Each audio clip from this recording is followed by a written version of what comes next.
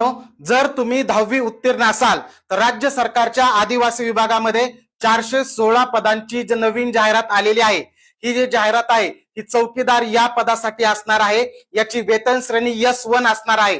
म्हणजे तुमचा पगार ग्रेड पे हे 16,000 ते 47,600 म्हणजे तुमचा स्टार्टिंग पगार हा 25 ते 30,000 एवढा असणार आहे। आणि चौकीदार या पदाचा जर तुम्हाला फॉर्म भरायचा असेल तर फॉर्म भरण्याची तारीख 27 एप्रिल ते 18 मे यांच्या दरम्यान तुम्ही फॉर्म आदिवासी विभागाच्या वेबसाईटवर जाऊन भरू शकता।